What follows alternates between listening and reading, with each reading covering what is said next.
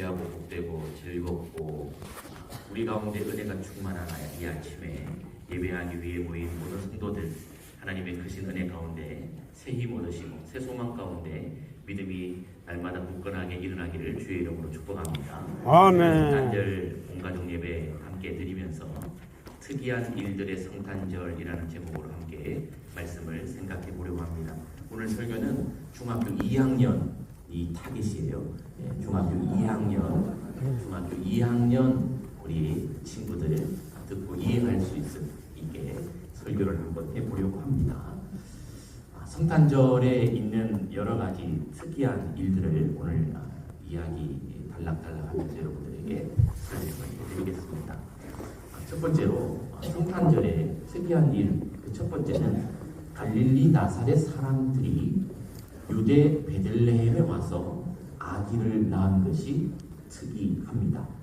지도로 보자면 저 북쪽 나사렛에서 남쪽 베들레헴으로 약 직선 거리로 160에서 170km의 거리를 이동해서 왔습니다. 포항에서 직선 거리로 주풍령 고개까지 약 160에서 170km 정도 됩니다. 오늘 여러분 예배 마치고 가족들 손잡고 주풍령으로 걸어가시길 바래요. 주풍령까지 걸어가는 길, 여러분 보통 건강한 남자 청년들 군인이라고 쳤을 때 군인들이 하루에 이동 행군할 수 있는 거리가 약 평균 30km 정도 된다고 합니다. 특전사, 해병대 이런 분들은 40km 이동하고요. 보통 사람들은 약 20km. 그래서 평상시에 군인들이 행군 훈련할 때 하루에 20km 행군합니다. 그 이상 가면 군인들도 힘들다는 거죠. 그러면 여러분 170km를 걸어가려면 며칠 정도 걸어가야 할까요? 약 6일에서 7일 정도입니다. 쉽게 일주일이라고 한번 얘기해 보겠습니다. 건강한 남자 청년이 일주일 정도 걸어가야 됩니다. 오늘 출발하시면 아마 다음 주 수요일에 주풍령 여러분 도착하실 수 있겠습니다. 가시다가 핫도그도 사 드시고 커피도 드시고 그렇게 좀 잠도 주무시고 하시면 되겠습니다. 그런데 문제는 임산부입니다. 출산 막달입니다. 배가 다 커질 대로 커진 마리아, 예수님을 잉태하고 곧 출산이 임박한 임산부가 170km의 거리를 이동하려면 며칠 정도 걸릴까요? 빠른 걸음으로 남자 청년들이 일주일이면 갈 수 있는 그 거리에 임산부가 뒤따라간다면 얼마나 더 많은 시간이 걸릴까요? 계산해 볼 수는 없겠습니다만은 엄청난 시간, 고통이 뒤따랐을 것입니다. 그런데 예수님의 아버지 요셉, 어머니인 마리아는 저 북쪽, 저 나사렛 살다가 왜 임신하여 이제 막달이 되었는데 굳이 유대 땅 베들레헴으로 내려와서 예수님을 출산했는가 라고 하는 것입니다.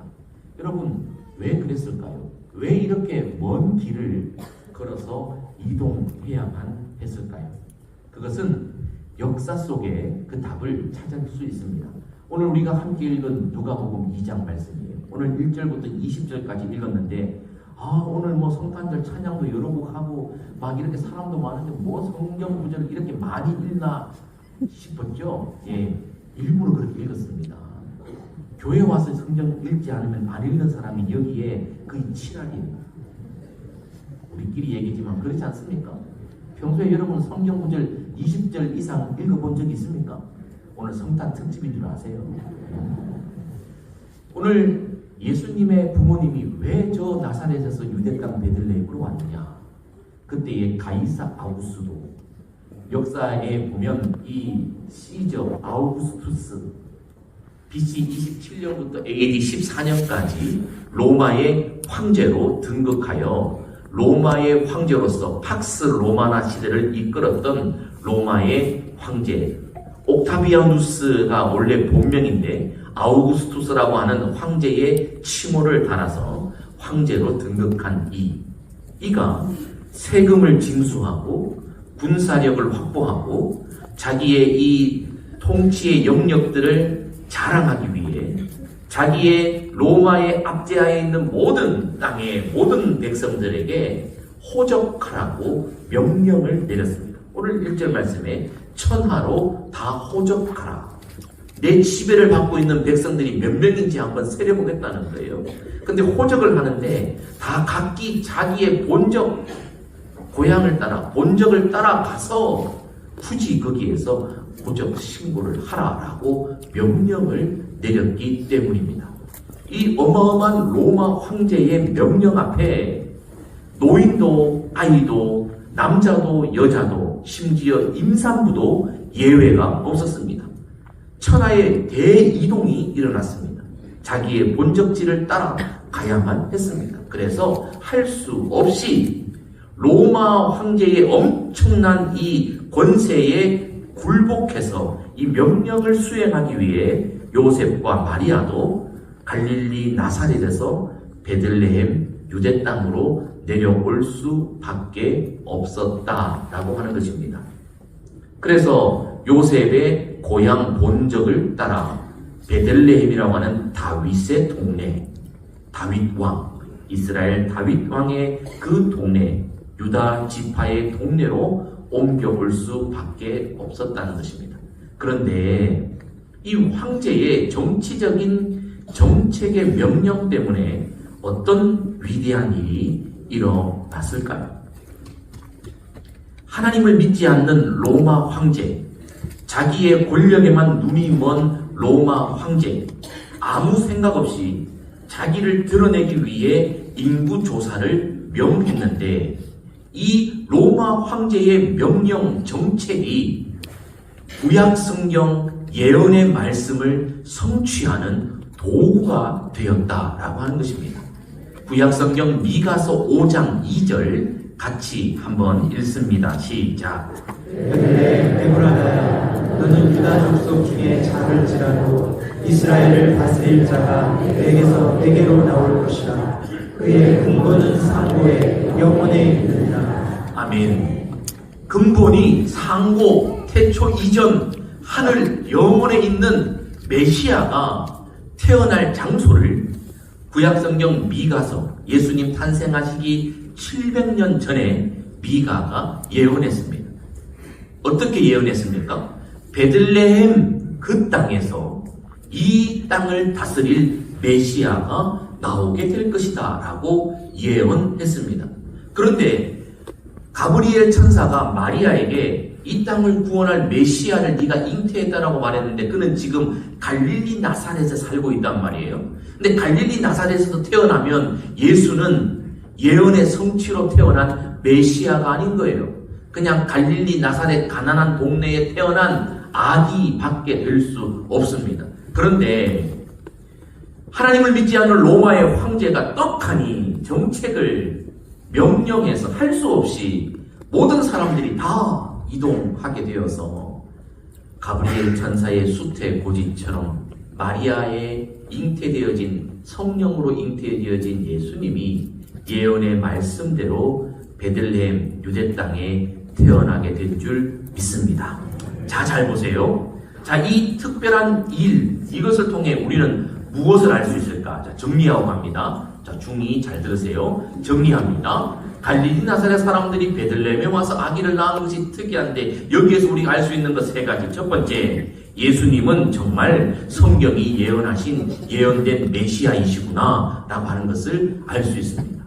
두 번째, 세상의 황제의 권력도 하나님의 섭리 안에서는 도구에 불과하다라고 하는 것을 우리가 알 수 있습니다.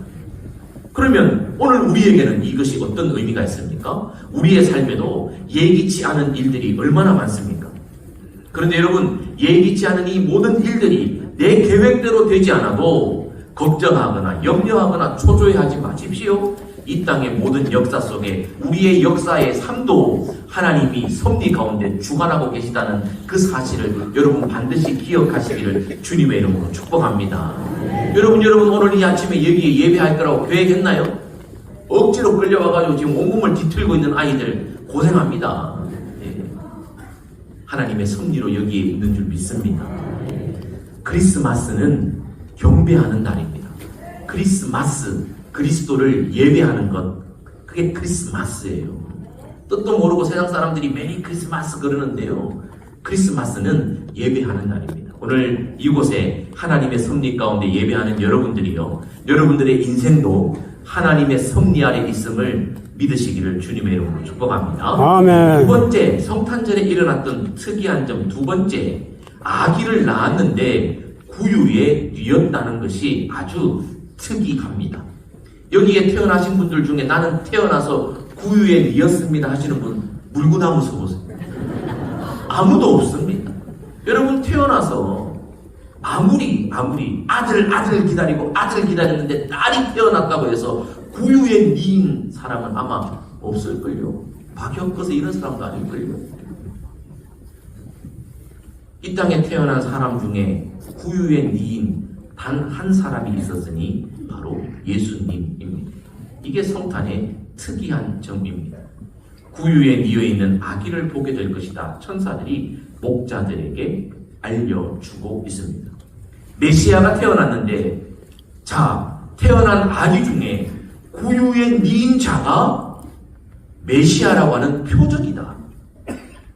구유에 뉘어 있는 단 한 사람, 유일한 한 사람, 그가 메시아다라고 표적을 알려주었습니다. 구유. 하나님께서 이 땅에 독생자 예수 그리스도를 보내주실 때에 예수님은 겸손과 낮아짐으로 이 땅에 오셨습니다. 구유에 뉘었다라고 하는 것은 예수님이 겸손함과 낮아짐으로 이 땅에 오셨다는 그 사실을 우리에게 첫 번째로 알려주고 있습니다. 예수님은 가장 낮은 모습으로 이 땅에 오셨습니다. 자, 이것은 하나님의 입장에서, 예수님의 입장에서 겸손하고 낮아진 것인데요. 아기를 구유에 뉘었다는 것, 이건요, 뭘 의미할까요? 구유가 뭐예요? 여러분, 중딩들 잘 들으세요. 구유는요, 소나 말 등의 가축에게 먹이를 담아주는 그릇입니다. 저런 그릇. 저게 구유예요. 저기에 태어난 신생아를 놓는 게 가당키나 합니까? 저게 가당키나 합니까? 포항 땅에 지금 아기가 태어났는데 뉘일 곳이 없어서 구유에 뉘었다. 해외 토픽에 나갈 것입니다. 그러면 해외 토픽에 나가면 사람들이 뭐라 그럴까요? 와, 포항 사람들 참 친절하다 그럴까요? 썩을 놈들, 없을 놈들. 포항에 그렇게 사람이 많은데 아기가 태어났는데 어째서 단 한 사람도 그 아기를 강보에 싸서 정말 편안하고 안전하고 안락한 곳에 누이려고 한 사람도 생각하지 않았단 말인가? 라고 세상 사람들이 아마 이구동성으로 포항 사람들을 향해 집중포화로 욕을 할 겁니다. 베들레헴 그때에 수많은 사람들이 그곳에 있었습니다. 근데 그 중에 단 한 사람도 잉태하여 곧 출산이 임박한 마리아에게 한 자리를 양보하지 않았습니다. 아기가 태어나서 구유에 뉘었다는 것은요, 뭘 나타내는 줄 아십니까? 인간이 그토록 이기적이고 죄악이 많은 존재라는 것을 고발하는 겁니다. 하나님의 입장에서는 겸손의 상징이지만 인간의 입장에서 아기가 구유에 뉘었다는 이 사실은요, 인간이 그토록 죄가 많은 이기적인 존재라는 것을 반증해 주는 것입니다. 이걸 잘 기억하세요. 중등들 잘 기억하세요. 예수님이 구유에 뉘으셨다. 이것은 첫 번째로 예수님은 겸손한 메시아다라고 하는 하나님 입장에서의 메시지입니다. 우리 입장에서는 구유에 뉘어진 아기는 인간이 얼마나 악하고 이기적입니까? 그 베들레헴 사람 중에 한 사람만 여기 들어오세요. 아이고, 나도 아기 낳아봤는데 얼마나 힘들어요. 내 방 내어줄 테니까 여기 오세요. 어떻게 출산을 마구간에 살 수 있어? 아이고, 우리 방으로 들어와. 내가 불 지펴놨어. 이런 사람이 한 사람도 없었다. 한 사람도 없었다. 베들레헴 사람들이 그렇게 이기적이고 악한 사람. 다윗의 동네 유대 땅에 사는 선택받은 그 사람들, 그렇게 이기적이고 DNA를 가지고 있는 죄인들이라는 것입니다. 그러나 그 죄인들 속에 예수님이 태어나 주이셨습니다. 베들레헴 땅에 예수님이 필요했듯이 오늘 이 땅에도 예수님이 필요합니다. 그러면 한번 따져볼까요? 그 옛날 베들레헴 사람들과 오늘 이 땅의 저와 우리들의 상태를 한번 비교해 봅시다. 누가 더 이기적입니까? 누가 더 죄를 많이 지었습니까? 누가 더 악합니까? 돈진 개찐입니다. 50보 100보입니다. 첫 번째 성탄절에 베들레헴에 아기가 누일 것이 없었다면 이해할 만하지만 오늘날 예수가 누구인지 알매도 불구하고 이 땅에 2024년 포항 땅에 예수님이 마음 편히 누울 심령이 없다면 이거야말로 비극 중에 비극인 겁니다. 저와 여러분들의 심령은 깨끗합니까? 갓 태어난 아기 예수님이 오실 만큼 깨끗하게 정돈되어 있습니까? 저와 여러분들은 이기심을 버리고 이 땅에 겸손의 왕으로 오신 예수님처럼 이타적이며 다른 사람을 섬기고 배려하며 양보하고 사랑을 베풀며 그렇게 살아왔습니까? 우리 모습을 돌아봐야 합니다. 아기가 구유에 뉘었다는 것은 우리의 죄성을 고발한다는 것입니다. 세 번째, 특이한 일이 있었던 성탄절, 아기 예수님 탄생 소식을 목자들이 제일 먼저 전해 들었다고 하는 점이 특이합니다. 이게 뭐 특이해요? 목자들이 뭐 들을 수도 있지. 네, 목자들은요 오늘 우리가 생각하는 그러한 이 멋진 저 푸른 초원위에 그림 같은 집을 짓고 양떼를 치는 멋진 그런 목자들이 아닙니다. 이 당시의 목자들은 정치적으로, 문화적으로, 종교적으로 아주 매우 멸시받고 천대받고 냉대받던 사람들입니다. 사람들이 직업을 찾고 찾다가 남는 것 하나, 마지막 하나 있다면 목자입니다. 이들은 성 안에 살 수 없습니다. 떠돌이 신세의 삶을 삽니다. 가족들과 떨어져 삽니다. 그리고 그들은 신뢰를 받지 못했습니다. 그래서 이들은요, 이 사회적으로 법정에 서지도 못했습니다. 정인으로 세워주지도 않았습니다. 목자들은 거짓말하는 사람들이다, 속이는 사람들이다 라고 하는 생각, 그래서 우리와 떨어져 산다라고 생각했습니다. 목자들은 여기저기 다니며 살았습니다. 그래서 주일을 성수할 수 없었습니다. 성전 예배를 드릴 수가 없었습니다. 그래서 그들은 종교적으로도 아주 미천하게 대접을 받았습니다. 주일을 성수하지 못하는, 안식일을 지키지 못하는 종교적으로도 타락한 자들이다. 먹고 살기 위해 종교를 버린 자들이다. 당시의 종교 사람들에게 손가락질 받던 사람들입니다. 그렇다고 이들이 목자로서 살아갔을 때 부유를 누렸느냐? 아니요. 그저 입에 풀칠할 정도였습니다. 이들은 아주 멸시받고 천대받던 사람들입니다. 아무도 그들을 거들떠 보지 않는 사람들. 그런데 이 땅에 메시아가 오시는데 황제에게 그 소식이 전해지지 않았습니다. 왕에게 그 소식이 전해지지 않았습니다. 정치인들, 경제인들, 부유한 자들 또는 종교 지도자들에게 그 소식이 전해지지 않았습니다. 왜요? 그들에게 전하면 그들은 자기들만 알고 싹 있다기 때문에 가장 낮은 목자들에게 이 소식이 전해졌다는 것입니다. 여기에서 우리는 뭘 알 수 있나요? 첫 번째, 예수님의 탄생 소식은 모든 사람들에게 전해져야 한다는 이 사실을 알 수 있습니다. 중딩들 잘 들으세요.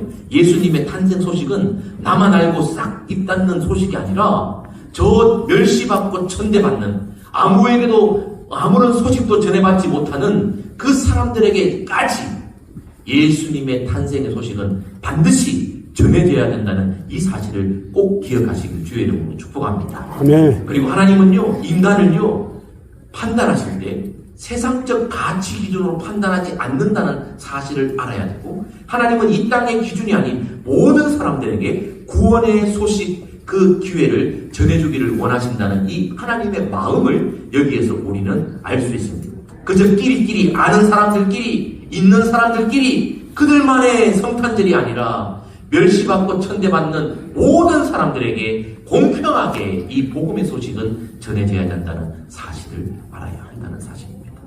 그렇다면 오늘 우리에게는 어떻습니까? 저와 여러분들은 어때요? 저와 여러분들은 정말 이 세상에서 귀하고 존귀한 자들입니까? 예수님의 소식을 들을 만한 세상 사람들이 이름만 대면 알만한 사람들입니까? 아닙니다. 고린도서의 말씀처럼 저와 여러분들은 이 땅에서 가장 낮은 자들 중에 하나입니다. 이방인 중에 이방인입니다. 우리는 이스라엘 민족이 아니잖아요. 대한민국 백성이잖아요.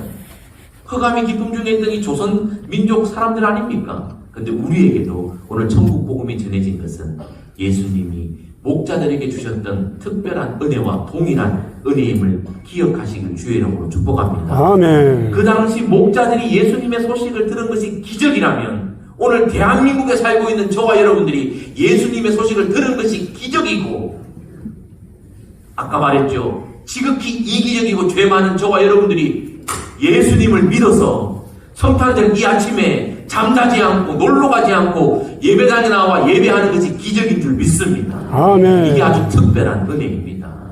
여러분 보세요. 예수님 탄생의 소식을 안다고 다 믿습니까? 아니에요. 믿는 것이 기적인 줄 믿습니다. 아멘. 옆에 있는 분에게 인사합시다. 당신이 믿고 구원받은 게 기적입니다. 시작. 당신이 믿고 구원받으신 다시 한번 인사합시다. 반사. 감사. 내가 볼 땐 네가 더 죄인이다 이 말이죠. 네가 천국 가는 게 더 신기하다 이 말이죠. 예, 맞습니다. 예수님의 이 구원은 우리 모두에게 공평하게 주신 하나님의 특별한 은혜인 줄 믿습니다. 마지막으로 성탄절에 일어났던 특이한 일, 예수님이 이 땅에 태어나셨는데 그때 세상은 매우 조용했으나 하늘에서는 축제가 벌어졌다는 일이 특이합니다. 메시아, 이 땅을 구원한 메시아가 탄생했는데 세상은 고요했습니다. 그래서 우리 찬양하잖아요. 고요한 밤, 거룩한 밤, 어둠에 묻힌 밤. 아무도 관심도 없었습니다. 오늘 새벽, 여러분 새벽 기도 때 목사님을 통해서 말씀을 들었지요. 예수님의 탄생 소식 들었을 때 모든 사람들이 다 당황했습니다. 당황하셨어요? 메시아가 오셨어요? 아이고, 다 당황했어요. 그리고 아무도 예수님을 경배하지 않았어요. 그 땅에, 유대 땅에, 이스라엘 땅에 예수님을 경배할 자가 없었기에 예수님은 저 동방의 박사들을 데리고 와서 경배하게 하셨고, 성 밖에 멸시천대 받는 목자들을 데리고 와서 경배하게 하셨습니다. 그런데 불행하게도 거기서 끝.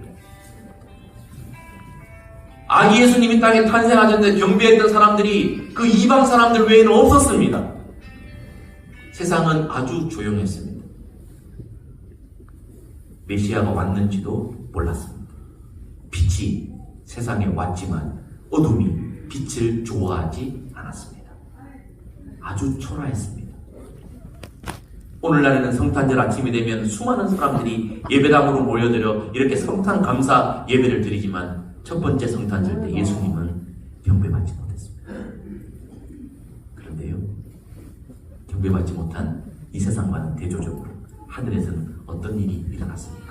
오늘 성경 말씀에 보니까 수많은 천군과 수많은 천사들이, 수도 셀 수 없어요. 수많은 천사와 천군 천사들이 하늘에서 찬송하여 지극히 높은 곳에서는 하나님께 영광이요, 땅에서는 하나님이 기뻐하신 사람들 중에 평화로다. 찬송이 얼마나 크게 울리는지 오늘 우리 성가대 찬양한 이거하고는 비교가 안 돼요. 저 하늘의 천군 천사들이 온 땅이 진동할 만큼 많은 물소리가 흘러가는 천둥소리처럼 그 영적 존재들은 예수님의 탄생의 소식을 기뻐하며 찬양했다는 사실입니다. 예수님의 탄생은 모르는 사람들은 몰라도 온 우주적인 사건입니다. 근데 이 사건은 육신의 눈으로는 볼 수 없고 육신의 귀로는 들을 수 없는, 들었다고 해도 경배할 수 없는 영적인 사건입니다. 그러므로 우리는 이 사건을 보면서 아하, 예수님 성탄절에 천군 천사들은 축제가 벌어졌어요. 영적인 존재들은 축제를 벌였지만 이 땅에 죄에 속한 사람들은 조용했다. 오늘 우리는 어떻게 반응해야 할 것인가? 우리도요, 눈에 보이는 것들만 보면서 반응하며 살 존재가 아니라 우리도 천사들처럼 영적인 생명력을 가지고 이 땅에 오신 예수 그리스도를 보고 듣고 느끼고 하나님께 영광 올려드리며 찬송드리는 이 땅의 주인공들 다 되시기를 주님의 이름으로 축복합니다. 아멘. 사랑하는 성도 여러분, 오늘 다윗의 동네에 우리를 위하여 구주가 나셨으니 곧 그리스도 주이십니다. 첫 번째 성탄절 매우 조용하게 이 땅에서 예수님이 쓸쓸한 성탄을 맞이하셨다면 오늘 저와 여러분들 심령 깊은 곳에서부터 하나님께 영광 올려드리고 이 땅에 오신 겸손의 왕이신 평화의 왕이신 예수님을 진정으로 감사하고 기뻐함으로 하나님을 영화롭게 해드리고 예수님을 영화롭게 해드리는 구원받은 백성들의 노래가 여러분들의 심령을 통해 여러분들의 이웃에게 이 땅에 온 세계까지 퍼져가는 은혜가 있기를 주님의 이름으로 축복합니다. 아멘. 축복합니다. 아멘. 함께 찬